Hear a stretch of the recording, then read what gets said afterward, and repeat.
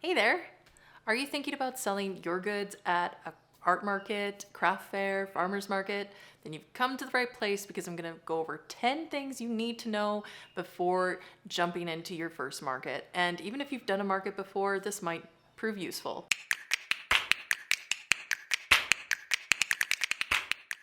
My name is Kristina Moyer, and I'm an artist specializing in acrylic paints, and I've done my fair share of markets. I've gone to farmers markets mostly, but some that are more craft focused as well.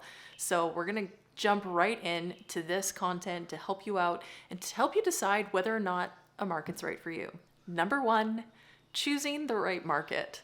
This is one of the biggest stumbling blocks that you might find is just choosing the right one. There could be so many. Maybe you're in a small town and they just have one weekly market and that's easy and oftentimes the least expensive options. And maybe you actually have really good turnout at those. So if you're in a small town or you have access to small towns nearby, that might be a great option and a great way to start because they're often low price point for the fees. And if everybody knows about it, then you're not worried about their advertising marketing fees that are included within your market fee cost. So I live in a big city and there are a lot of markets. So knowing about them is half the battle. I feel like it's 3/4 of the battle. It's just a lot. And just knowing which ones are legitimate because there are some scams out there when it comes to markets, so make sure it's a legitimate one. A great place to start is a smaller market just to get your feet wet, get that experience. But here are some things you might want to look at when you're looking at, is this the right market for me? Well, like I said, I've sold my art at farmers markets, but just so you're aware, a farmers market, is a lot of food, vegetables. People are coming to get their fresh foods. So you are going to have a lot of people that just walk right on by and have no interest in looking at your art. And that's okay. I understand that not everybody's going to be a fan of my art. I'm okay with that. There's billions of people in the world. So eventually I'm going to find my people. Hopefully that's one of you. Thanks for being here if that's you. So how much does this market cost? Where is it located? How long do you need to be there? Is it an all-day market? Is it multi-days? Can you handle that? Are you alone or do you have somebody to help you with setup and takedown and getting there and all of that? Does the market provide anything for you? And is that included in the cost or is that extra? Do they provide a tent, table, chairs? Or do you need to provide all those things? There are some markets that have the requirement for specific kind of canopy tents, and so that they're fire retardant materials used, and certain weights to hold down the tent, and all of those things to consider when applying for certain markets. My goods are better for indoor. They're very sensitive to the elements. So if there's bad weather, I get a little nervous. Having my paper prints and things out. And so I try to avoid the outdoor markets as much as possible because if it's a rainy day, I just, I don't want to put myself through that stress. Also think about who this is geared towards. Is it a night market? Is that going to be your vibe for your audience that you're targeting for your product? Some other things that they may require, and these things should be available when you're researching on their website to see what is required of the vendors. Look through that carefully to see if that works for you, if you have those things and if you can make it work. Some of them offer electricity. Do they have Wi-Fi? And do you have to purchase insurance? Not only choosing the right market in terms of, maybe it's a specific company that holds multiple markets throughout the year. It could just be the time of year. For instance, Christmas time, people are spending a lot of money for their loved ones. So you're going to maybe have better sales, but the markets might cost more too. So if you can find like a low fee market, but well attended for Christmas, that might be golden. You can even gear some of your product towards that, which is another bonus, but that all goes within choosing the right market for you. Number 2, have a wide range of prices. Now be careful not to have too wide of a range of products. You don't want to look like a garage sale. You want to keep your brand looking clear and strong. You want to come across as, okay, this person, they're an artist. That's what I want people to know. right away. I don't want to have any confusion. Because as soon as you cause confusion, you're not likely going to make a sale. Let's keep it nice and clean and clear, but having a wide range of prices is really helpful. So I like to have, stickers or bookmarks, greeting cards, and also my original pieces, so that if somebody really falls in love with a piece, they can buy it right then. Also, I'm not going to bring my biggest paintings, although I like to bring kind of a medium-sized piece so that people get a sense of what I'm capable of. I like to be able to provide something for everyone, every budget. So that's why I offer the stickers and the bookmarks and the greeting cards. Number 3, planning your display. Now, this could be a whole video unto itself. So I'm going to try and keep it at the bare minimum and then maybe dive deeper into planning a display as a separate video. But some of the essentials for planning a display would be, first of all, to start out with what market you're thinking of doing. What kind of space are you going to be given? If you're giving a 10 by 10 space, that's going to be a different plan than if you're just giving a 6-foot or 8-foot table. So knowing what you're given, where your starting point is going to have to be, is really important in order to make a plan for what you're going to display and how you're going to display it and what display racks you're going to invest in and all of that. Because it could be a very expensive thing for something to just try out once. So this is another reason why I recommend starting with a community market that they provide a table and you're just doing a table display. So to plan your display, let's just focus on if it's a table display. Bring out a table of that size and start playing around with some ideas. A tablecloth is going to help not only hide the table, but also so you can hide any personal items, extra inventory, or anything else, merchandise bags that you're putting under the table to it'll hide it. So it gives a nicer presentation. The other thing is if you're presenting art, have some little easels so you can put your art on it. Make sure you have ideas for pricing, whether you're going to have one sign that kind of displays all the pricing, prints at this price and greeting cards at this price and stickers at this price.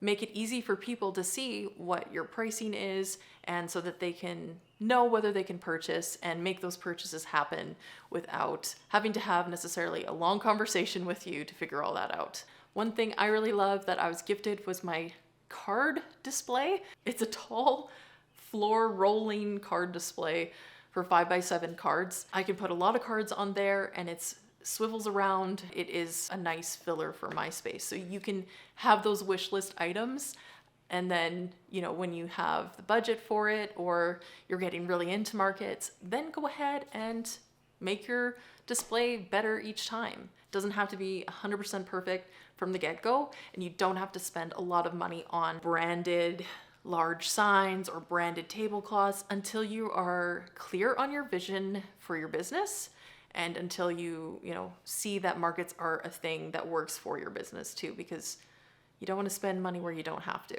Number 4, don't forget ... Don't forget the following. These are some really important things to remember before you do your first market. And if you're, again, on that scale of are markets right for me? Then these are some things that I think are really important. Number 1 is having a way to receive payment for your products. Most people these days are not carrying around a lot of cash. So making sure you have a way to accept credit card, that's one of the top ways that people are paying.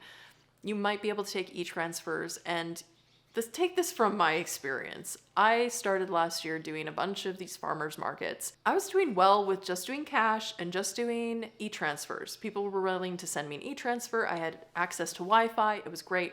And then along came a customer who was loving my work and started gathering some items, and we were having a great experience. We were having a great chat and things were flowing. It was good. Sale was coming. And then when the time for payment came, she brings out a card.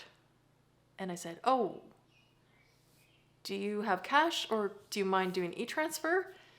And suddenly we went from this great flowing, thing to I could feel it. It was so bad.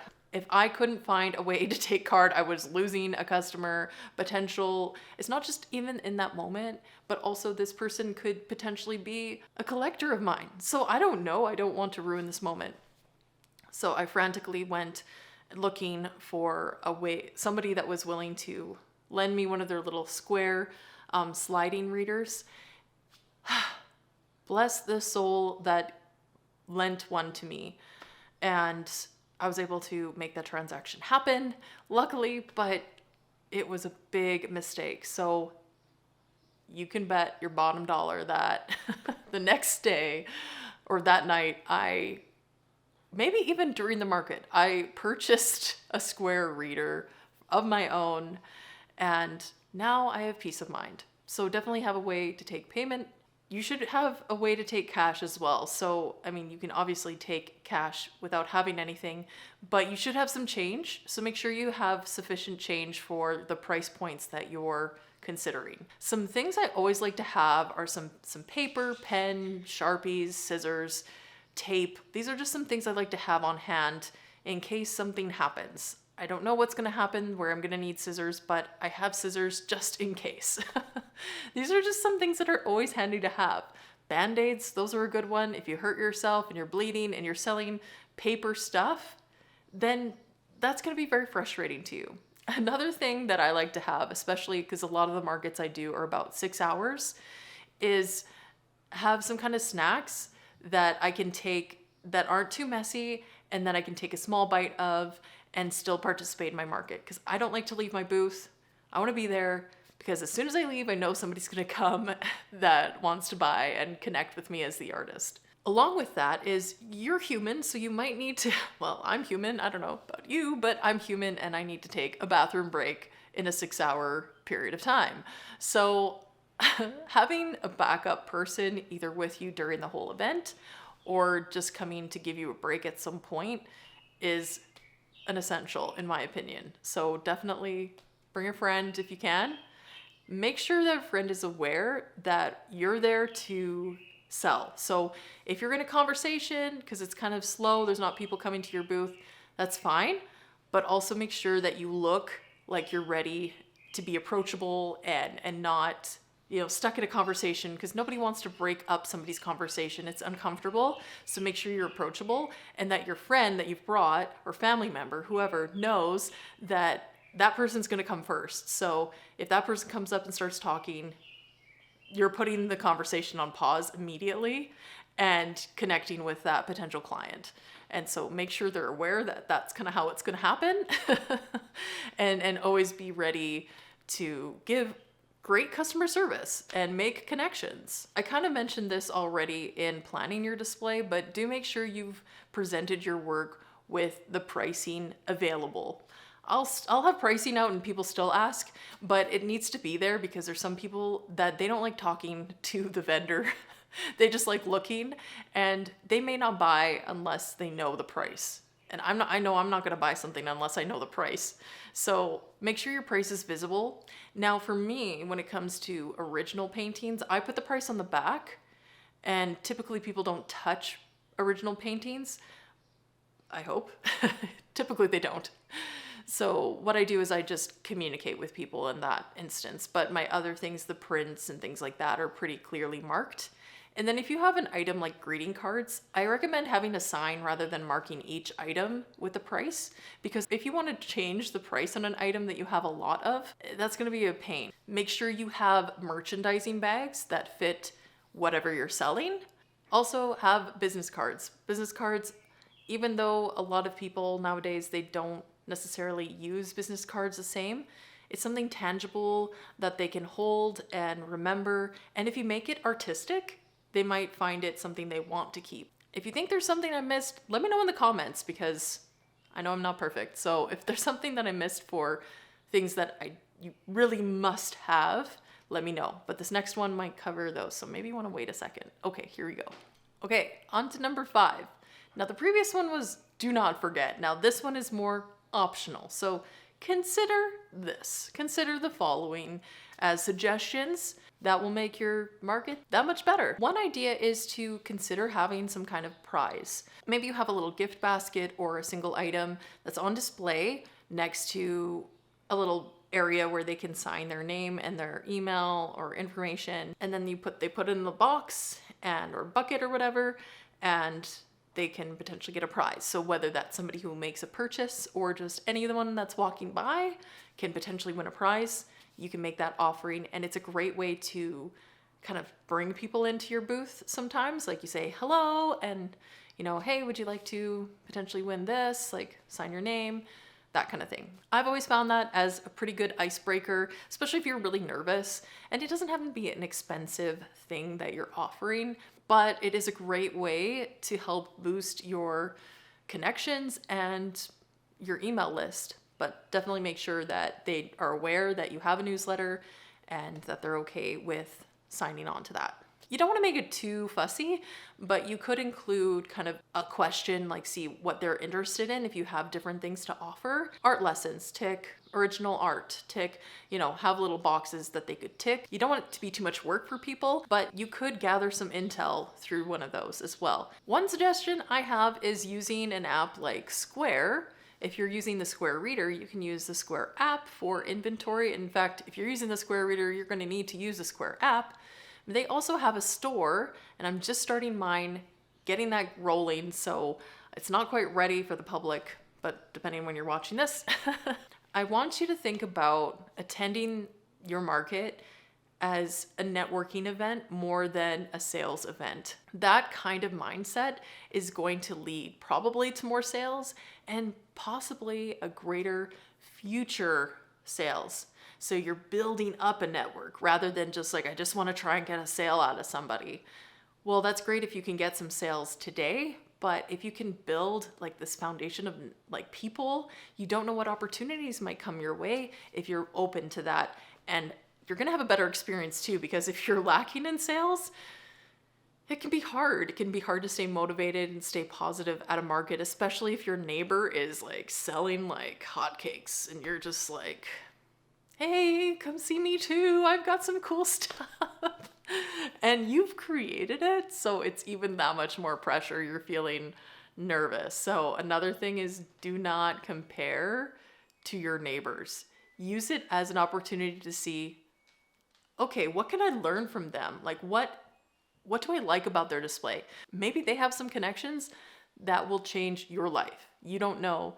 So be open and don't let that jealousy turn into a negative. Number 6. This is actually 6 in Chinese when they do the, 1, 2, 3. This is 6. Now you learned something new. Number 6 is to do your research and sign up early. Some of these markets sell out, especially the popular ones. So knowing in advance which ones you're gonna want to sign up for and signing up as soon as you can, sometimes that gives you a better choice for location within the market too. Go to some markets. If you've never been to a market, go to a market. Check it out. If you're not sure how to price things, go see what people are selling stuff for. Ask the vendor how they're enjoying this particular market. Maybe you're thinking a year in advance for your markets. Take some time to plan and to have all the materials ready. Some of these markets happen just once a year. So you could be planning in advance, maybe for the next 6 months, you're gonna go check out as many markets as you can, gather some intel, find out, if it's worth it. And that's something you can be doing right now to help you decide whether doing markets are right for you. And when you go to like these farmers markets versus craft markets, see kind of what the vibe is like and the difference between those two. And if you're an artist, there's actual art festivals as well that are different. They're kind of a step up maybe from craft to kind of these, showcasing their original paintings and things like that. I haven't done one of those yet.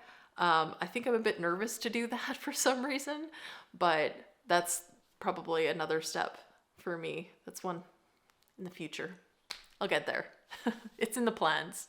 I hope you guys are okay with me being with like this such a weird background. I'm all ready for our windows to be replaced and the project got delayed. So I'm just sitting on my coffee table. Here I am, the show must go on, right? So appreciate you guys bearing with me while my space is in some chaos. Moving on to number 7, and I don't remember what that is in Chinese. So number 7 is to stay positive. You might have done all these things in advance, made sure that the market was right, and then some nobody shows up. Maybe it was bad weather and it was an outdoor market. And actually the market that I have this week, it's looking like it's going to be bad weather. So I'm kind of wondering, is it going to be worth it?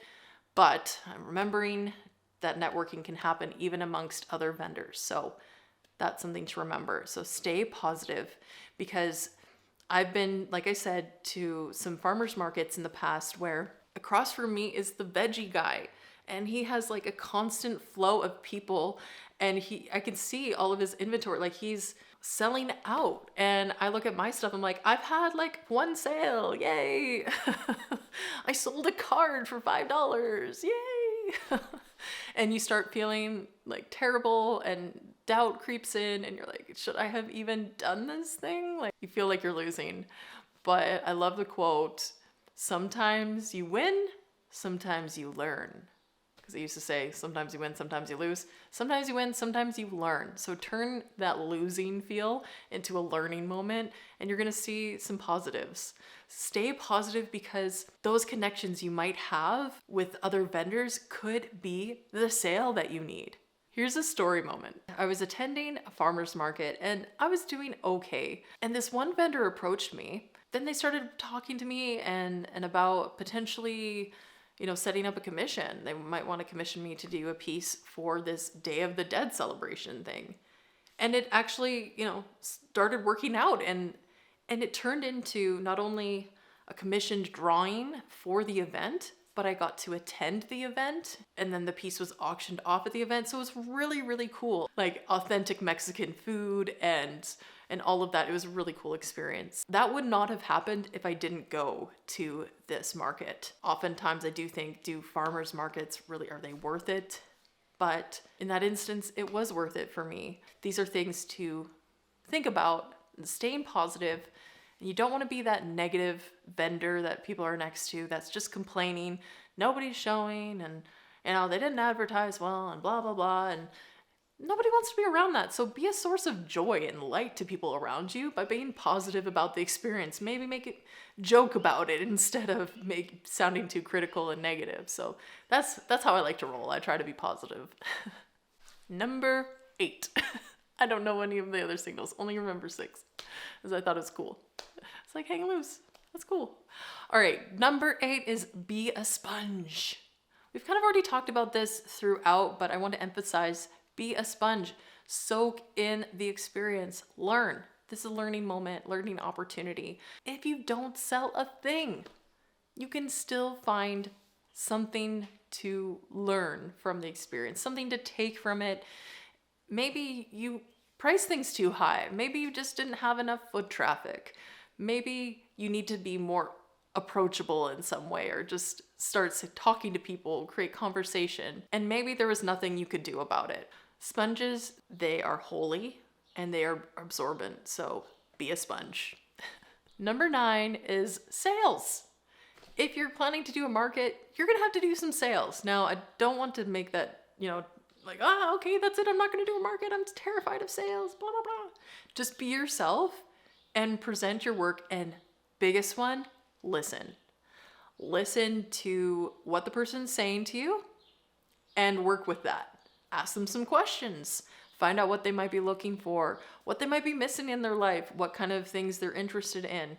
I mean, we're not harassing them or interrogating them, but try to find out what they're looking for, or something about them that you can help then provide a solution, or provide something that's more tailored to their interests. Also, it is good to prepare some kind of elevator pitch. So when somebody ask you a question, you know about yourself, you know about your product, you know about kind of your vision and your brand. That is super helpful, because that shows confidence. And even if you're not feeling confident, pretend you're confident. Not be fake. Just know that you don't have to know everything either. So if somebody asks you a question and you don't know the answer, don't lie, but be confident in where you're at. It's so much easier to just be yourself anyways. So just be you, be confident, and provide excellent service. That's my key thing, is I want to give people a really great experience. So that's what I'm working towards. I hope I'm not making you feel overwhelmed by all the things to consider before signing up for your first market. I just want you to feel armed and prepared. And more confident in making this decision. So that's why I'm really going into depth here and giving you all I can, just giving it all out. So that's what I'm trying to do for you. Ready for number 10. I feel like I just remembered. Is 9 something like this? Okay, I don't remember. Number 10. This is after the market. After you finish a market and you're packing up and everything, you're going to be tired and you're going to want to go home and just do nothing. But what I want you to do instead is to write down about your experience. Also, throughout the market, you'll hopefully have either been writing down what sales you're making, or you're always inputting it in the Square app, and so you already know what sales you're making and all of that for your business purposes, tax purposes. So make sure you're following through with that. It also really helps to see like what really sold, what went well. So if you have a journal, get out a journal. If you have like a business kind of journal or something like that, bring that out and just write. It doesn't have to be like a thesis on it. Write about your experience and see what went well, what didn't, where you want to improve, because these things can leave our minds really quickly. So I want you to do that instead of taking your rest so that you can make the next one better. If you are doing a raffle, I like to do that pretty soon after the market. I don't like to wait on that too long. Now that you have those contacts, put them into whatever newsletter you have going, if you have something, or at least put it into some kind of spreadsheet so you have that information to go back to at a later time. And then follow up with those people. Maybe you have a welcome email that can automatically send out to the people that you've added to a subscriber list. Maybe you want to give a personal shout out to somebody. Maybe they were interested in a commissioned piece, and so you want to message them and say, hey, it was great to meet you today. Thanks for stopping at my booth, and love to connect with you sometime, video chat, coffee, something to discuss the commissioned piece we talked about. So if you don't have that information with that person, it's going to be really hard to make that connection, that follow-up. Also know that people forget. They might have taken your business card, but then they have their lives, they're busy, and they might forget. They might have genuinely been interested in what you have to offer, but then they've left and just it's gone out of their mind. So if you can have their information, then you can send that out. Don't misuse that gift, that connection, because it can lead to great things. And even if they didn't win the prize and you have their information, you can say, hey, thank you for stopping by and giving me this information. I want to offer you a $10 coupon or 10% off my store. And maybe there's, an expiry on it or something, or maybe not. But those are some add-ons that can really increase somebody's experience and help them to be part of your community going forward.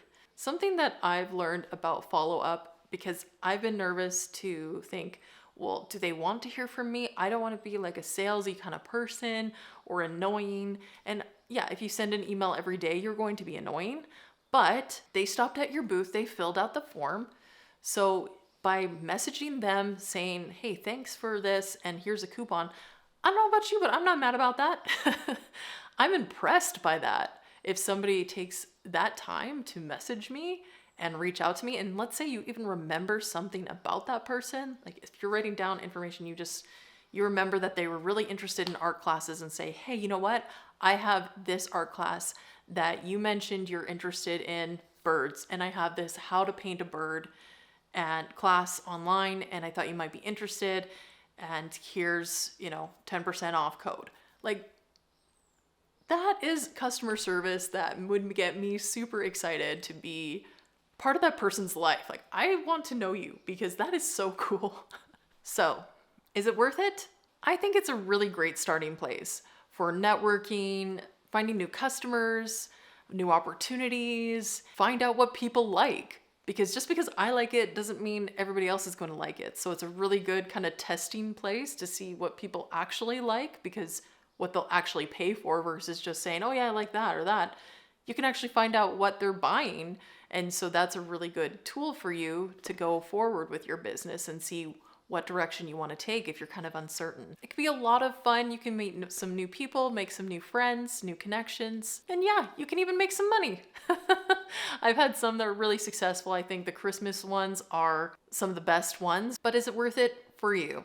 That's what I'd really like to know. Now that you've heard all of these considerations, is doing a market worth it? Let me know your thoughts in the comments.